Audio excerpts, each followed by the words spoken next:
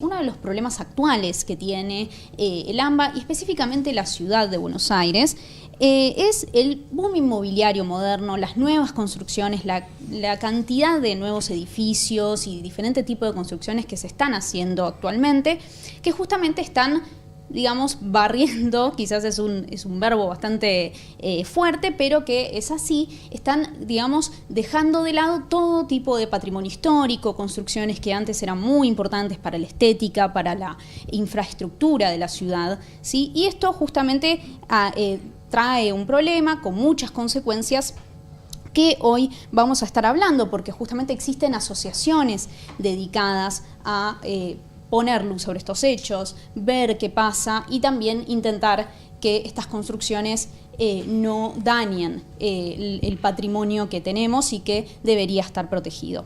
Para eso, en primer lugar, nos acompañan en la mesa Ignacio Burst, Joaquín Hernández Arnés, Julieta Musiul y también, por supuesto, dos de las integrantes de Basta de Demoler. En primer lugar, Ana Vaz y María Carmen Arias Usandivaras, presidenta y vicepresidenta de Basta de Demoler, respectivamente. ¿Cómo les va? Muy bien. Muy bien. Bueno, quería comenzar preguntándoles cómo y cuándo, y quizás por qué, está todo incluido en la misma pregunta, comenzó esta asociación. En el año 2007, justamente con algunos vecinos, viendo lo que estaba pasando ya en ese año, que se tiraban abajo cosas históricas, Petit Hotel, de la zona de Recoleta, Retiro, Belgrano, nos fuimos juntando.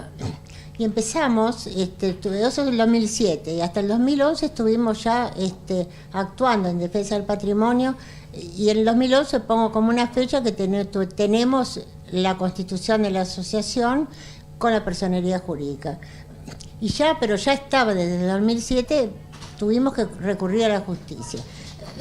Yo soy abogada, ella es arquitecta, y ambos y todos, la asociación, tuvimos que aprender de las dos cosas, porque hay otro tipo de profesionales, bibliotecarios, hay directores de coro, o sea, es muy variado. Entonces, lo que vimos y estaba pasando, que estaban tirando abajo nuestra ciudad. Y entonces hicimos casos particulares que pudimos defender en su momento, tanto en 2007 como después seguimos. Lamentablemente hay muchas leyes protectoras del patrimonio en la ciudad de Buenos Aires, pero que las dejan de lado. Cuando les conviene no existen. Y hay muchos edificios que están protegidos, y te vamos a explicar cuáles edificios, y sin embargo con eso tampoco sirve la protección. Disculpe, teníamos un problema con el micrófono, ahora ya lo arreglamos. Ay, sí, siga por favor. Entonces, cada vez hemos tenido que actuar más, ¿no? Claro. Porque nosotros, como te darás cuenta, nos enfrentamos con el poder económico, nos enfrentamos con los gobiernos, que son los que otorgan los permisos, porque la gente pide lo que no corresponde, pero los gobiernos, estamos hablando del gobierno de la ciudad, inclusive el gobierno nacional en su momento, dan permiso para cosas que no corresponden. Y la justicia nos ha atendido varias veces, y por eso hemos logrado cosas. Y, digamos, ¿qué problemas trae aparejado esta construcción, este boom inmobiliario sin parar? Me imagino, no sé, en los servicios, afecta la estética de la ciudad, ¿no? Seguramente. Problemas básicos, por ejemplo, se construye como a mansalva, porque vos estás tratando de buscar adjetivos más suaves, pero lo que está pasando es una cosa bastante grave. En este momento está muy fuerte el movimiento inmobiliario, que es sencillamente un negocio. Como dice muy bien la doctora María Carmen, el problema no son los que piden, sino los que otorgan, que son nuestros representantes, que deberían cuidar lo que por ley dice que hay que cuidar. Eso no sucede. Lo que atrae todos estos problemas, que no se terminan en que te falta el agua, que te falta la luz, que te falta el aire y todas las cosas a las cuales algún barrio de casas de 2 o 3 pisos estaba acostumbrado y tiene que empezar a desacostumbrarse, sino que además en el furor y en el descontrol de estas construcciones inmobiliarias mueren personas. lisa y llanamente. En la avenida Pedro Goyena, por ejemplo. Pedro Goyena, Claro. que solía ser una avenida arbolada de casas señoriales. Sí, el barrio de chalets, Caballito. Precioso. Bueno, el barrio de Caballito está dinamitado directamente. Ese Es fue uno de los más afectados. Muy el de afectado. los más afectados al principio. Ahora, sí. al principio, Al ahora principio, el ahora- ataque es contra Villa Devoto. Claro. Por eso aparece Pedro Pasó a Goyena. ser otro de los ok. más. ¿Qué otro barrio golpeados. más también, digamos, podríamos mencionar, digamos, que está siendo muy afectado? ¿Otros barrios? Bueno, en este momento todo ese barrio es Santa Rita, Villa Devoto y no me acuerdo cómo se llama el otro barrio en este momento. Antes de eso fue Villa Crespo. Exacto. Es decir, es como que se va avanzando para cualquier lado, porque como es un negocio, no responde ni a problemas habitacionales, Claro. ni a darle soluciones a la gente que no tiene casa. Ah. Tampoco responde a una cosa básica, que es que ustedes deben saber que la población de la ciudad de Buenos Aires estable es la misma desde el año 48 por lo menos. Es decir, No no se aumentó. construyen edificios Todo eso que para se nuevas construye, personas. claro. No, O no. están re- vacíos o tienen otro El fin. caso de No son para Puerto vivienda. Madero es muy claro porque hay Sí. mucho edificio vacío. No es el único Sí. lugar, pero es un lugar donde hay mucho edificio que no está habitado. ¿Y eso no se puede denunciar, los edificios que no están habitados y que no tienen ningún fin? Nosotros pedimos que exista una ley que regule lo que no está habitado. Eso no quiere decir que uno esté impedido de tener un departamento, vivir en algún lado Claro, y venir no. cada tanto. No, Eso- seguro. Eso es una historia. Pero que estar deshabitado porque no está vendido, porque sencillamente responde a un lavado de divisas o a una acumulación de valor, bueno, eso ya es otra historia. Pero eso es terrible porque yo quizás poniéndome un poco en enemigo de la propuesta suya, diría, bueno, pero estos edificios dan hogar a mucha gente con lo difícil que es vivir hoy en día, pero con el dato que das vos, Sí, es muy difícil. en apoyo a esto que te estoy diciendo, la legislación tanto en Francia como en Inglaterra, con Inglaterra está sufriendo un embate inmobiliario importantísimo, la misma capital, pero cosas que no pasan en Francia, aunque tienen problemas, porque los inmobiliarios tienen una ambición desmedida en todas partes. Sí. Claro. En Roma, etcétera, existe esta legislación que yo te digo, porque es para preservar a los vecinos, además del patrimonio. Porque Claro, ¿qué sí. pasa si vos estás viviendo en un barrio que se construyó y donde no vive gente? Estás solo. En España ha pasado que han tenido que demoler barrios enteros, que empezaron con esa famosa burbuja inmobiliaria que Eso terminó lo- en una masacre financiera, donde la Exacto. gente se ve expelida, que ese es el otro problema. Se meten en un barrio de casas bajas, casas modestas, donde a lo mejor la gente ha vivido con sus abuelos desde tiempo la vida. inmemorial, y de golpe no pueden estar más ahí, o porque les compran con una presión, una compra a presión, o porque les hacen una torre a cada lado, es decir, es en contra de los vecinos. Nunca va a ser esto a favor de los vecinos.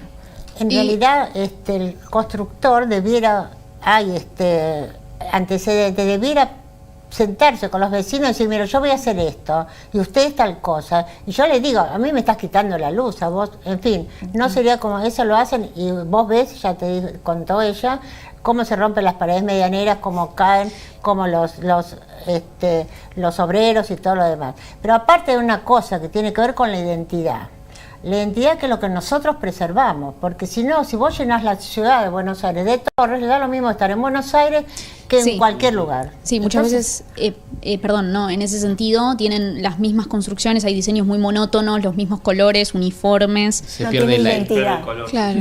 se pierde la idiosincrasia La del lugar. la identidad de la Sí, ciudad. sí, sí. Porque Buenos Aires tiene una particularidad que no la tienen ni Roma, ni Londres, ni París. Por poner tres ejemplos gordos, digamos, de ciudades grandes, porque Buenos Aires es una ciudad grande, es inútil que las comparemos con Copenhague, que es una ciudad chiquita. ¿Viste? Nosotros tenemos problemas de ciudad grande.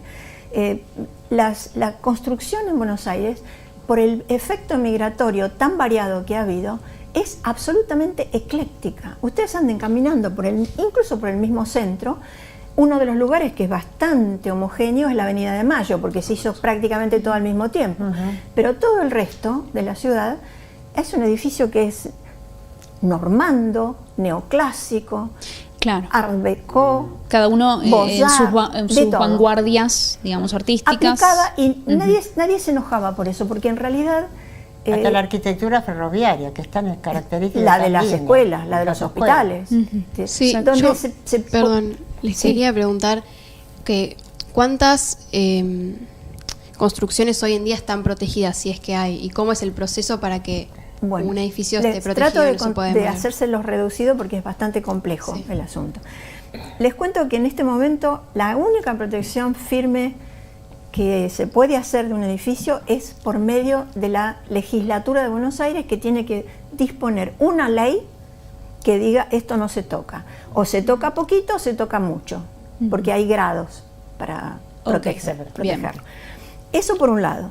Y después la otra única protección que queda es una que todos los ciudadanos de Buenos Aires se la deben a Basta de demoler, aunque a ustedes les parezca rarísimo. ¿Cómo? Pero ¿Cuál sería? No entiendo. Es una en el año 2011, al Sí. fin 2011. en la legislatura de la Ciudad de Buenos Aires, promovido por nosotros y por un equipo de gente que había en una comisión de patrimonio que existe en la legislatura y que ahora no se ha reunido, por ejemplo, este año nunca, jamás, pero que era muy activa en ese momento porque tenía un grupo de gente encabezado por Teresa Anchorena y un grupo de técnicos que ella había reunido.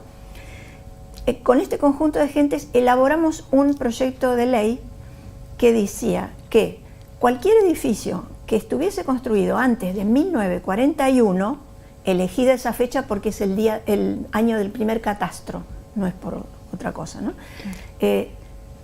Antes de tocarlo, demolerlo, modificarlo, achicarlo, agrandarlo, lo que sea, tenía que pasar por el Consejo Asesor de Asuntos Patrimoniales, creado para proteger los edificios. Entonces, el Consejo formado por varias entidades, el Instituto de Historia, Ministerio de Cultura. la Secretaría de Cultura, parte de la legislatura, y algunas cosas que no tendrían que haber estado nunca ahí, como por ejemplo la Sociedad Central de Arquitectos, porque la Sociedad Central de Arquitectos es un ente que protege a las los construcciones y a los Claro. arquitectos. Claro. Entonces tienen mucha complicación. Sí, el conflicto de intereses permanente. Permanente. Seguro. Y peor todavía la Facultad de Arquitectura, que si bien podía haber opinado sobre asuntos de arquitectura, la Facultad de Arquitectura hasta el día de hoy no tiene una cátedra de patrimonio.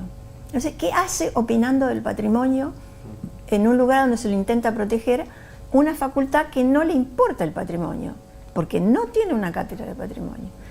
Eso por un lado. Entonces, esta ley tenía esas cosas insólitas, porque esta comisión y esta gente tenía realmente peso, pero no tanto. Lo votaron y le dijeron: esta ley es por un año. Insólito. Una ley por un año. Una ley por un año. Después, Entonces, al año siguiente otra vez se vota otro año. Al año Digamos, siguiente otra vez se se fue vota renovando, otro digamos. año. Sí, pero 4 nada, años. nada. Un fin de año, no sé si era para el Día de los Inocentes, Sí. nos avisan que en la última sesión de la legislatura va a caer esta ley. Si caía esa ley, caían al toque Todos los todo, edificios. todo. Claro. Entonces fuimos muy corriendo acá, A ella, a la porque es la abogada justicia que con, lleva bueno, con a dos pedir a la justicia. asociaciones más y Claro. nos dio una medida cautelar Sí. protegiéndolos que está vigente hasta ahora. Hasta el día de hoy. Fines 2011, La otra, perdón, 14. porque lo que ella comentó antes, una de las asociaciones era SOS Caballito. Ese caballito, exactamente. Ah, ok, claro.